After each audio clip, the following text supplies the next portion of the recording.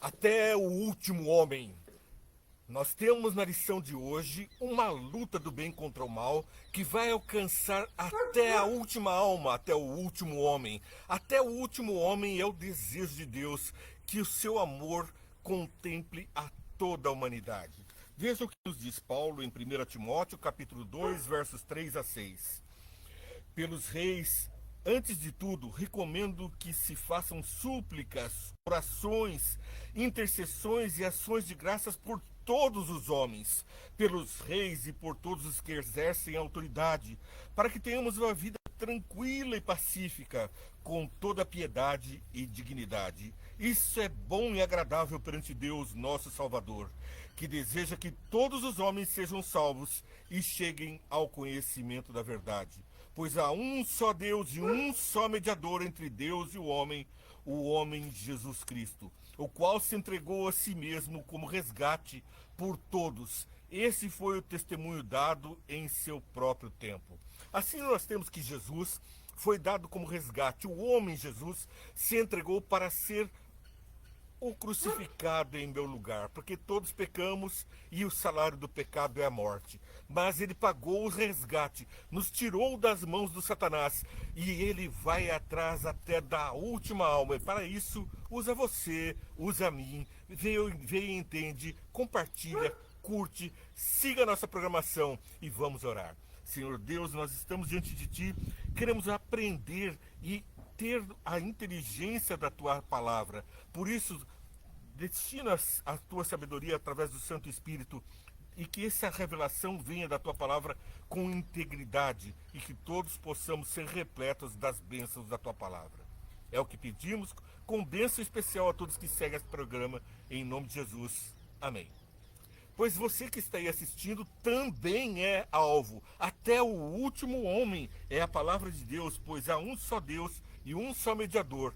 Entre os céus e a terra não há deuses, não há ídolos, não há imagens, não há quem possa interceder, nem santos, nem santas. Apenas Cristo é o que diz a palavra de Deus. Ele é o mediador. Por quê? Porque ele derramou o seu sangue na cruz. Todos os homens santos, nós, diz a palavra de Deus, somos santos. E por isso estamos incumbidos de levar a salvação até o último homem. Mas quem salvou foi Jesus. E aí seguimos a trama que o mal traçou para a nossa vida e o resgate pago por Jesus. Na história de Jonas, a maior dificuldade não foram os ninivitas. Tampouco podemos dizer que a dificuldade se repousou sobre os marinheiros. Bom, nós vamos vendo então que essa dificuldade vai passar por todos esses problemas. Só um pouquinho que nós vamos desligar aqui o outro aparelhinho. Uma experiência que estamos fazendo aqui que não deu muito certo. Pois é, então nós vamos vendo que os ninivitas não foram problema. Por quê? Porque apesar de Jonas ter que passar por toda a cidade, demoraria 3 dias para caminhar por toda a cidade, apenas para caminhar, para atravessar a cidade, sabemos que no primeiro dia, logo no começo dos seus sermões, a cidade inteira se converteu, inclusive o rei e os nobres, e até decretos foram feitos nesse sentido. Também no caminho, quando os marinheiros, cada um se adorava ao seu Deus e pedia salvação ao seu Deus, acorda, homem, porque dormes, clama teu Deus, quem sabe ele pode também interceder e nos salvar. E ao verem a salvação vinda de Deus, todos os marinheiros se convertem e dão louvor e graças a Deus. Portanto, por que tanta insistência de Deus com um profeta, um missionário teimoso? Porque ele era o último homem a ser salvo. 120 mil almas e seus animais da cidade estavam a salvo. Os marinheiros estavam navegando e louvando ao Senhor, mas Jonas ainda alimentava um ódio mortal contra um povo tirano, um povo malvado, sanguinário, que inclusive havia destruído uma grande parte de todo Israel. As 10 tribos de Israel haviam sido consumidas por esse povo. Apenas Jerusalém e poucas cidades haviam sido salvas, aquelas que estavam sob a proteção de Deus. Todos os outros que estavam se prostrando diante de ídolos, buscando de outros deuses a salvação, e perderam-se e foram espalhados e desapareceram da face da terra. E tudo por culpa de Nínive, por culpa da Assíria. E agora Deus queria que fosse salva a Assíria até o último homem. E essa mensagem Jonas não queria levar. Por quê? Porque a própria palavra diz que esses homens iriam se arrepender e que Deus haveria de perdoá-los, porque já estava enviando uma mensagem a eles. Estava enviando um profeta, e o profeta, relutante, como vimos durante toda essa semana, negava-se a entregar a salvação àquele povo. Quem vai morar com você no céu? Será o seu vizinho do lado hoje? Quem sabe o outro vizinho? O teu inimigo? Alguém que você gosta muito? Alguém que você não quer ver perto de você? Pode ser o teu vizinho no céu. Porque o amor de Deus transforma corações. E o resgate foi pago por Jesus, por todos, por mim, por você. Eu espero ver você no céu. Essa é a mensagem, vai ser o último verso da Bíblia que vamos ler hoje. Portanto, vamos adiante na nossa leitura e na nossa interpretação dos textos. Jonas capítulo 1, verso 2. Aqui lemos: vá depressa à grande cidade de Nínive e pregue contra ela. Bem, aqui está uma mensagem que Jonas deveria gostar, pregar contra a cidade, mas ele sabia do amor de Deus. E vemos logo então no verso 3, vamos para o verso 6. Aqui no verso 6, o capitão dirigiu-se a ele e disse: como você pode ficar aí dormindo? Levante-se e clame ao seu Deus. Quem era o profeta aqui? Alguém que seguia outros deuses, porque cada um dos marinheiros estava clamando ao seu Deus. Mas Jonas estava dormindo. Levante-se e clame ao seu Deus. É uma advertência de um homem que não conhecia Deus para aquele homem que deveria levar o conhecimento de Deus ao mundo. Dormindo, levante-se e clame ao seu Deus. No verso 14, ainda do primeiro capítulo de Jonas, lemos: eles clamaram ao Senhor. E a mensagem aclama ao Senhor, mas quem clamou ao Senhor foram os marinheiros. E veja o que acontece: eles clamaram ao Senhor: Senhor, nós suplicamos, não nos deixes morrer por tirarmos a vida deste homem. Não caia sobre nós a culpa de matar um inocente, porque tu, Senhor, fizestes o que desejavas.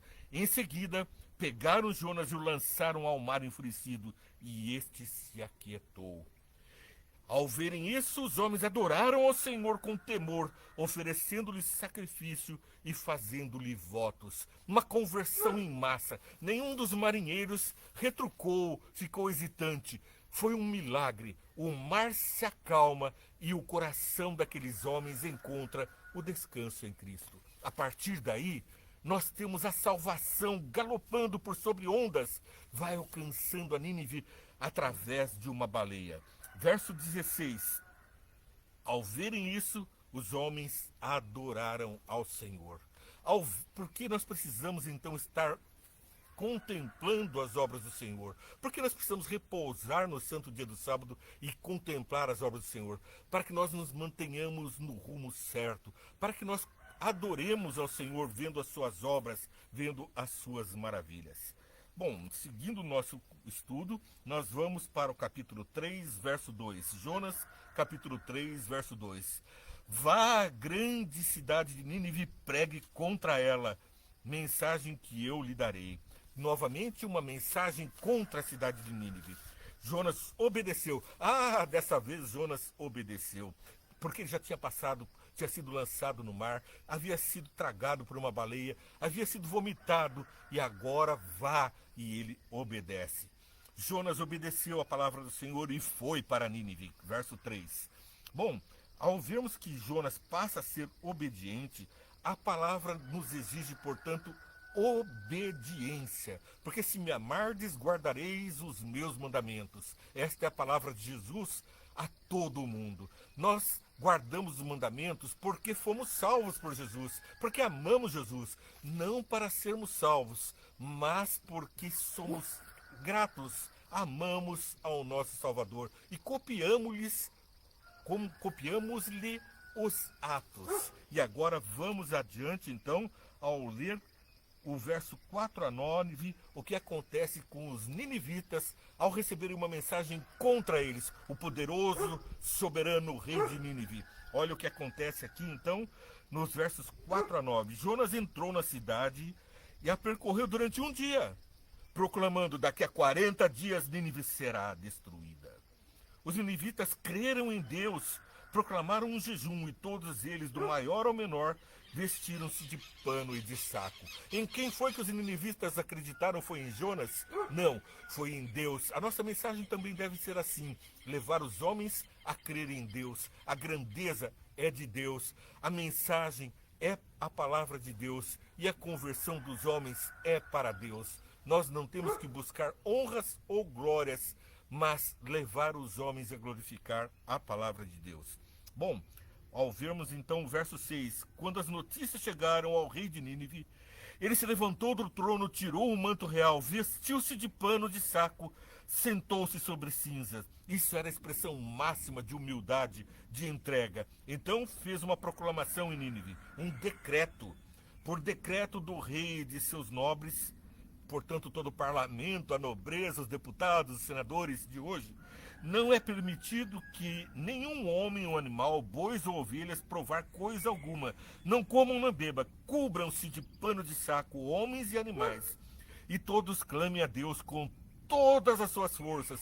Deixem os seus maus caminhos e a violência. Talvez Deus se arrependa e abandone a sua ira e não sejamos destruídos.